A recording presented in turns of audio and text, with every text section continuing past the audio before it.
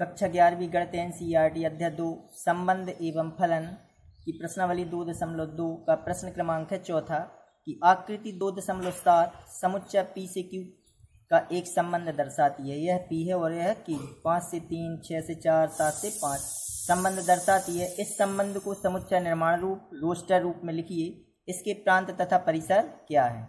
तो प्रांत और परिसर बताना है और इसका समुच्चय निर्माण रूप और रोस्टर रूप में हमको इसको लिखना है। तो हल करें। जो इसका समुच्चय निर्माण रूप है, चूंकि x का मान है जो यह x है, यह y यानी इसे px और यह qy है। तो अगर x का मान है जो y से कितना ज़्यादा है, x का मान 2 ज़्यादा है, यहाँ 6 है, यहाँ 4 है, यहाँ 7 है, यहाँ 5, तो इसे लिख सकते हैं हम कि x बराबर x, यह x है, x बराबर y धन 2, x बराबर y धन 2, क्योंकि y का मान 3 धन 2 यानी 5, यानी x बराबर y धन 2, या इस प्रकार भी लिख सकते हैं अपन कि y बराबर x ऋण 2। तो इसका जो अपन को निर्माण रूप लिखना है कि समुच्चय का निर्माण रूप, इसका निर्माण रूप लिखें अपन। इस संबंध को समुच्चय निर्माण रूप में और रोस्टर रूप में लिखिए। तो समुच्चय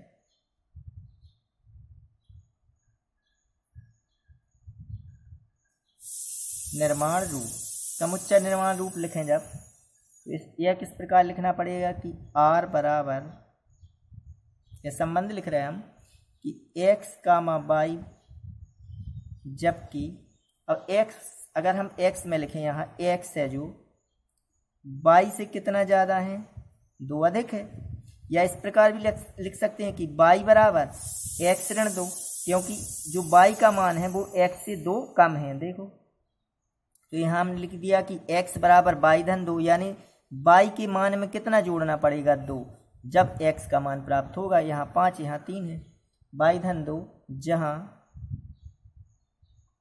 जहाँ x काय से बिलोंग कर रहा है, P से, और y बिलोंग करेगा काय से, Q से, y बिलोंग कर रहा है Q से। यह हो जाएगा इसका निर्माण रूप।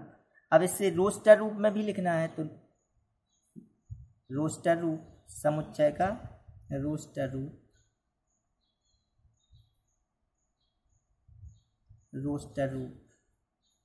रोस्टर रूप हो जाएगा कि r बराबर, अब इस प्रकार की संख्या लिखनी है। रोस्टर रूप में किस प्रकार लिखेंगे अपन कि 5 कामा 3, 5 युग्म लिखेंगे, 5 कामा 3, 6 कामा 4 और 7 कामा 5, यह रोस्टर रूप हो गया। अब इसके बाद पूछा है इसका प्रांत और परिसर क्या है। प्रांत क्या है, तो इसका प्रांत यानी डोमेन यानी पहला वाला सेट x वाला, और जो कोडोमेन होता है वो y सेट, और y सेट के बे अवयव जो x से कनेक्ट हो तो वह होती है इसकी रेंज यानी परिसर। तो ये तो पूरे अवयव कनेक्ट हैं, इसका मतलब रेंज यानी परिसर हो जाएगा 3, 4, 5, और जो प्रांत होगा उसका जो पहला सेट है 5, 7, 5, 6 और 7, तो इसका जो प्रांत होगा, प्रांत यानी डोमेन, क्या हो जाएगा प्रांत डोमेन यानी 5 पहला सेट, 6 और 7। अगर हमसे कोडोमेन यानी परिसर पूछा, इसका सह प्रांत पूछा होता है तो 3, 4, 5 सह प्रांत, और इसकी रेंज भी यही है यानी परिसर भी यही है, और इसका परिसर है जो परिसर यानी रेंज, यह भी कितनी हो जाएगी 3, 4, 5 बे अवयव जो कनेक्ट हों यानी पहली सेट से कनेक्ट हों यानी x वाली सेट से, तो वो हो जाएंगे 3, 4 और 5। यह इसका परिसर, यह इसका प्रांत, यह रोस्टर रूप और यह निर्माण रूप, यह इसके आंसर हो जाएंगे। प्रश्न क्रमांक 5 है इसका कि मान लीजिए कि a बराबर, समुच्चय दिया है 1, 2, 3, 4, 6, मान लीजिए कि r है जो a पर a कामा b, जबकि a b belongs to a, संख्या a संख्या b को यथावत विभाजित करती है, यानी जो a है वो b को विभाजित करती है, द्वारा परिभाषित एक संबंध है। r को रोस्टर रूप में लिखिए, r का प्रांत ज्ञात कीजिए और r का परिसर ज्ञात कीजिए। तो हल करें। क्योंकि समुच्चय a क्या है, समुच्चय ए बराबर है 1 2 3 4 और 6, यह समुच्चय है। तो पहला नंबर हल करें अपन, आर का रोस्टर रूप, आर का को रोस्टर रूप में लिखिए। तो इसका रोस्टर रूप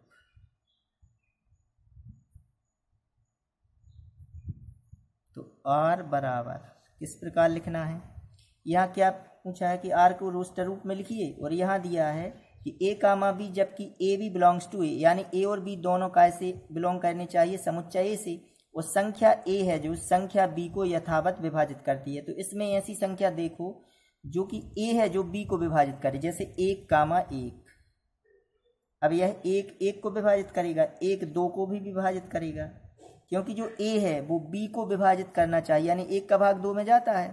1 3 को भी विभाजित करेगा, 1 4 को भी विभाजित करेगा, 1 6 को भी विभाजित करेगा। अब और देखें, अब अगर हम 2 कामा 1 लिखें तो गलत हो जाएगा, क्योंकि 2 1 को विभाजित नहीं करेगा, 2 1 को विभाजित नहीं करेगा, इसलिए 2 कामा 1 नहीं लिख सकते, लेकिन 2 स्वयं 2 को तो विभाजित करेगा, 2 कामा 2, क्योंकि ये इस संख्या का इसमें भाग जाना चाहिए। अब 2 का 3 में तो भाग जाएगा नहीं, लेकिन 2 का 4 में चला जाएगा, तो 2 कामा 4, क्योंकि ए बी को विभाजित कर रहा है, तो 2 कामा 6, 2 6 को भी विभाजित करेगा। अब 3 स्वयं 3 को विभाजित करेगा, यानी 3 कामा 3, अब 3 विभाजित करेगा काय को, सिर्फ 6 को, तो 3 3 को विभाजित करेगा स्वयं, और 3 6 को विभाजित करेगा। अब आया 4, तो 4 सिर्फ 4 को विभाजित करेगा, 4 6 को तो विभाजित करता नहीं है, इसी प्रकार 6 सिर्फ 6 को विभाजित करेगा। यह हो जाएगा इसका रोस्टर रूप। अब क्या पूछा है दूसरा नंबर में कि आर का प्रांत ज्ञात कीजिए। प्रांत यानी पूरा डोमेन, तो डोमेन इसके पहला सेट ही होगा पूरा, तो आर का डोमेन, क्योंकि अगर हम 2 सेट बनाए ए से ए में, देखो यह भी ए यह भी ए, ये संबंध है। यहाँ है 1 2 3 4 और 6, यहाँ भी 1 2 3 4 और 6। तो इस सेट के जो पहला सेट होता है वह होता है इसका प्रांत। तो प्रांत क्या है, आर का प्रांत बराबर समुच्चय ही, यानी 1 2 3 4 और 6। तीसरा नंबर पूछा है आर का परिसर ज्ञात कीजिए।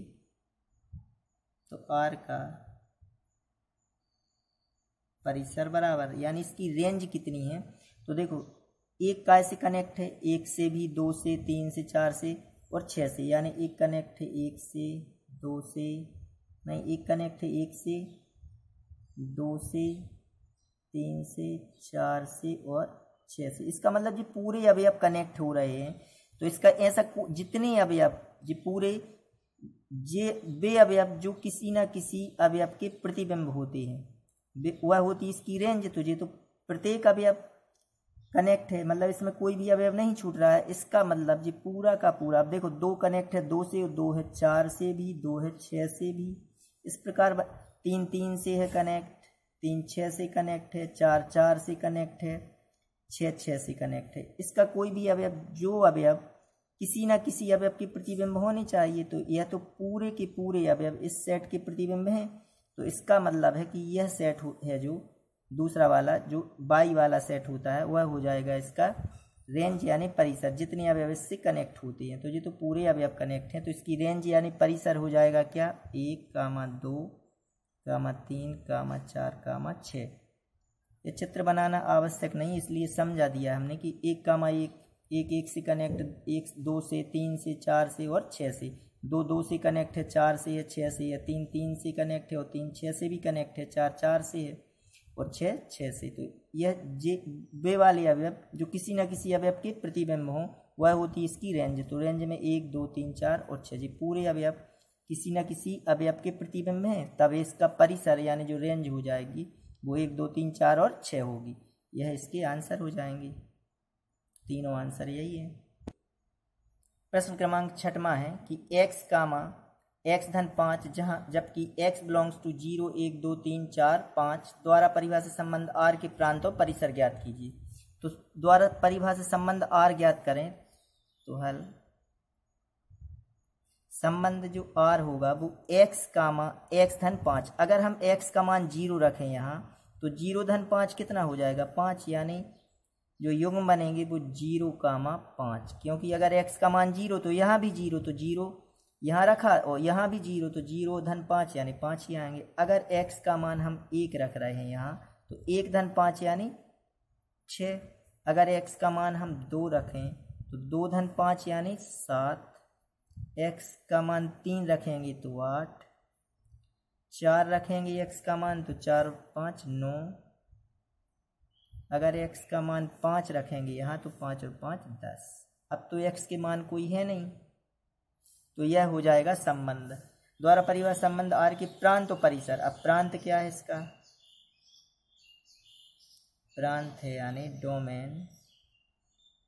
तो डोमेन यानी जो पहला सेट है, देखो इसके जो पहले अब जो युग्म है उसका एक्स वाला मान तो 0 1 2 3 4 5 यह हो जाएगा इसका प्रांत, यानी 0 1 2 3 4 और 5। और इसका जो परिसर यानी रेंज होगी, परिसर वो हो जाएगी कौन सी, जब हम 0 जो 20 बाई वाला सेट होता है यानी 5 6 7 8 9 और 10, यह इसकी रेंज हो जाएगी। बाई के बे अवयव जो किसी न किसी अवयव के प्रतिबिंब हो तो 5 6 7 8 9 और 10, यह इसकी रेंज हो जाएगी। यह इसका आंसर है। प्रश्न क्रमांक 7 है कि संबंध आर बराबर एक्स कामा एक्स घन जबकि एक्स संख्या 10 से कम एक अभाज्य संख्या है को रोस्टर रूप में लिखिए। तो एक्स संख्या 10 से कम एक अभाज्य संख्या है, यह हो गया इसका प्रथम घटक, यह हो गया द्वितीय घटक। अब 10 से कम अभाज्य संख्या कौन कौन सी हुई, 2, क्योंकि एक तो ना अभाज्य संख्या, एक ना तो भाज्य ना अभाज्य, इसलिए 2 सबसे छोटी अभाज्य संख्या 2 हो गई। फिर 5 2 3 5 और 7 जी कैसी संख्या है, अभाज्य संख्या 10 से कम, तो इसलिए लिखें प्रथम घटक x बराबर, प्रथम घटक x बराबर 10 से कम एक अभाज्य संख्या से कौन कौन सी हो जाएंगी, 2 3 5 और 7 जो 10 से कम अभाज्य संख्या है। अब द्वितीय घटक x घन, द्वितीय घटक x घन हो जाएगा जब x का मान 2 है तो इसका घन x घन यानी 2 का घन 8, 3 का घन 27, 5 का घन 125 और 7 का घन 343, यह x है और यह x घन है। तो जो संबंध R है तो इसलिए संबंध R है जो क्या हो जाएगा, संबंध R। तो x का मान कितना 2, तो 2 का घन कितना हुआ 8, 3 का घन कितना हुआ 27 और 5 का घन हुआ 125 और जो 7 का घन हुआ 343, यह इसका संबंध R, यह इसका आंसर हो जाएगा।